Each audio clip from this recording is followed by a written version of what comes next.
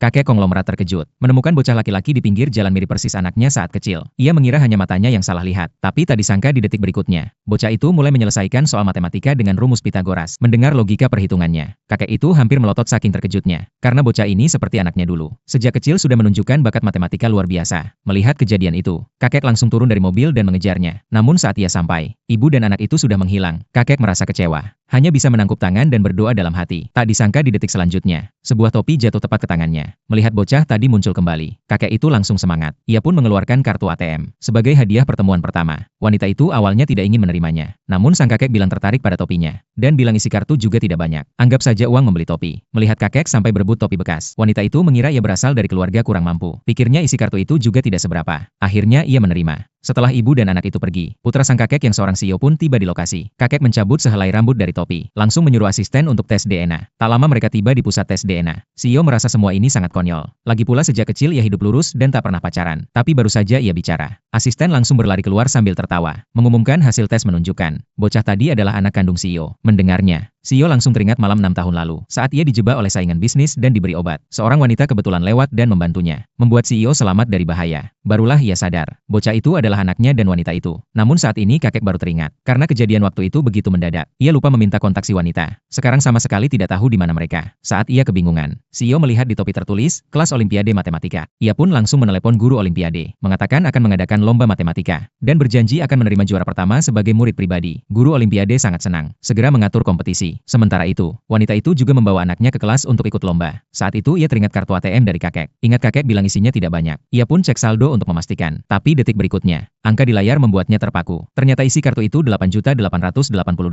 Saat semua masih terkejut, seorang nenek pincang berdiri, mengklaim bahwa juara lomba pasti cucunya. Melihat nenek itu, wanita langsung terdiam, karena itu adalah mantan mertuanya. Ternyata 6 tahun lalu, wanita itu diusir dari rumah karena dianggap mandul. Suaminya yang brengsek langsung membawa wanita hamil lain ke rumah. Katanya kalau istri tidak bisa melahirkan, maka harus diganti dengan yang bisa. Padahal hanya dia yang tahu, yang sebenarnya mandul adalah suaminya sendiri. Karena ia pernah periksa ke dokter dan hasilnya sehat. Sedangkan suaminya menderita infertilitas. Saat ia diusir dari rumah suaminya, ia tak sengaja bertemu CEO yang kala itu sedang linglung. Mengingat keluarga suaminya selalu bilang ia tidak bisa punya anak, ia pun nekat ingin membuktikan. Maka terjadilah hubungan dengan CEO, dan lahirlah anak itu. Kini bertemu kembali. Wanita licik itu telah sukses melahirkan, sedangkan suami brengsek itu tidak tahu apa-apa. Sudah 5 tahun membesarkan anak orang lain. Segera hasil lomba diumumkan. Anak wanita itu mendapat nilai sempurna dan jadi juara pertama. Wanita licik itu tidak percaya, karena anaknya hanya bisa juara 2 lewat kecurangan. Saat wanita hendak mengambil hasil ujian, mertuanya langsung merebut kertas nilainya. Wanita licik pun berbohong di depan umum, mengatakan CEO datang ke lomba hanya untuk menjadikan anaknya sebagai murid, karena suaminya baru saja dipromosikan jadi ketua proyek. Ia bahkan mengancam kepala sekolah, jika ingin kelas Olimpiade